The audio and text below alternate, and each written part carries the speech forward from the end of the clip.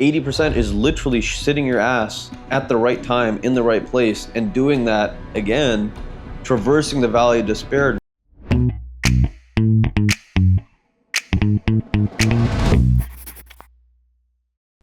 The piece of advice that I've ignored and I continue to ignore, which is not great for me, is focus on one thing.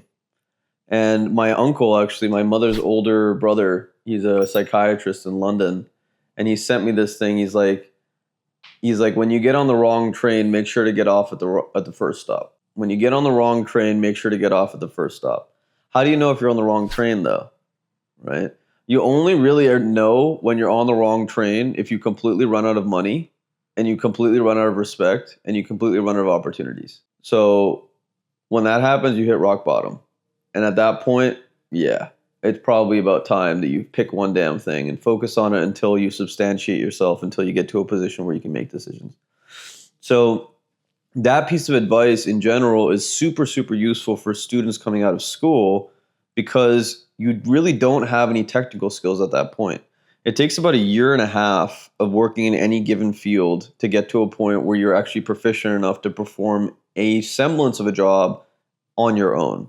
And that means you're no longer a liability for someone else. That doesn't mean that you stop learning, but at least you're at the baseline usable compatibility mode, right? That's the first step, though. That's not a good time to start fluctuating and changing things, right? That's the time to think to yourself, okay, the things that I think I can accomplish in 1 year are a lot greater than I can actually accomplish. And the things that I can accomplish in 5 years are actually a lot more than I think I can accomplish.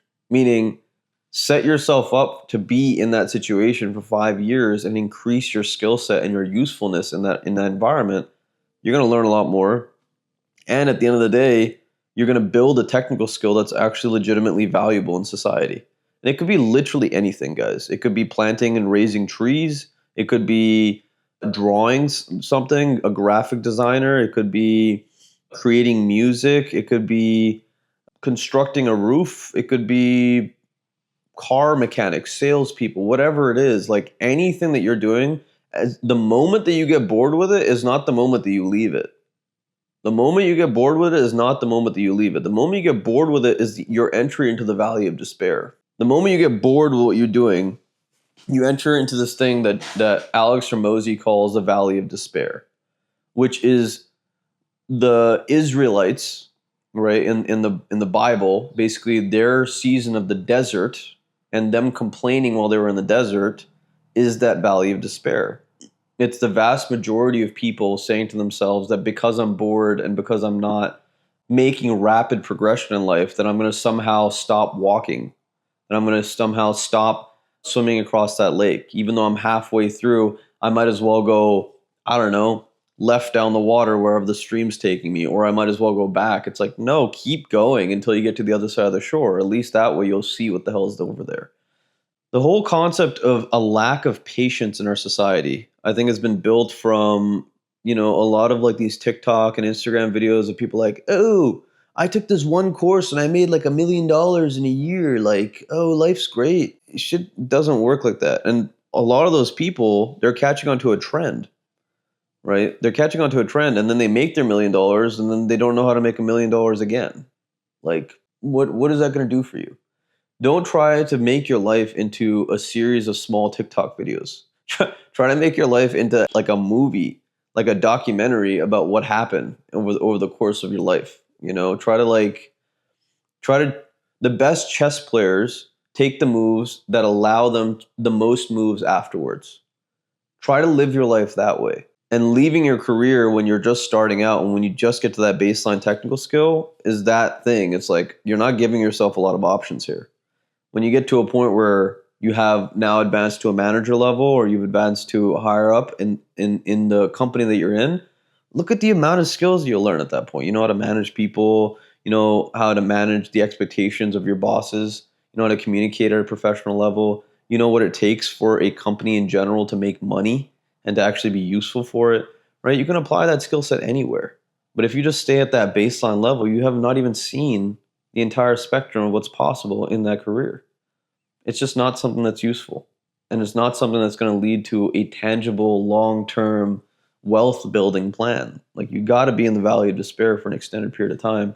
And and those days, and mind you, this happens to everyone. Those days that you wake up and you're like, I don't want to go to work. I don't have those days anymore.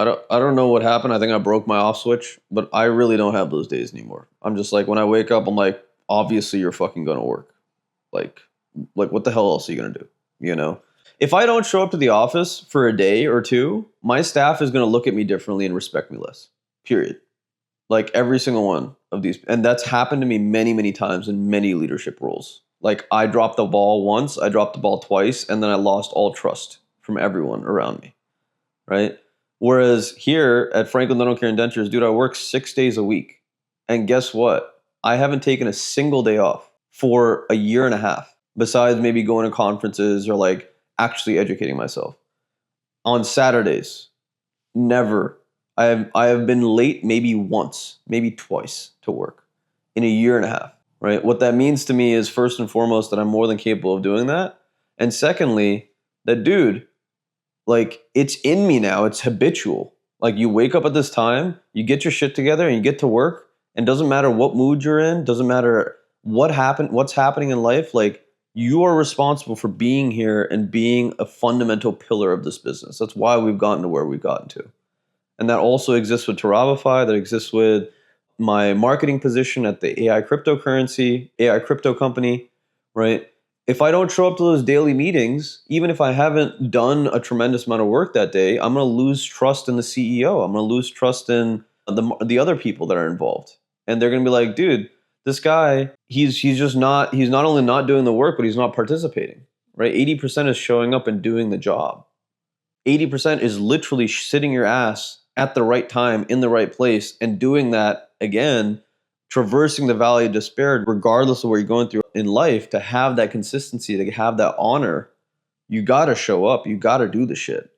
That's how you build your stuff. Like the moment that you get bored is not the moment you start slacking. Like don't allow yourself that possibility in life. And I promise you'll be successful. The other component to it is obviously like the only reason that I have the potential energy to continue to do that is because I find passion and interesting things in my workday and in my life. Like for instance, me making these videos, this is a hobby of mine. But it's also me realizing that marketing and media are a very, very important part of building anything substantial with a group of human beings, right? So I created a hobby a year and a half ago of recording videos, and now I've made it into a personal brand. And now this personal brand is educating college students. And now this personal brand is also allowing me to have partnerships with national organizations because of the knowledge that I learned through creating it, right? But the only way that ever happened was because I had the consistency of like, no, you will record a video every day.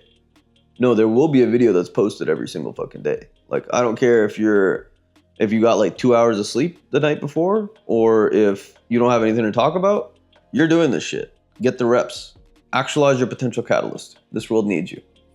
Peace.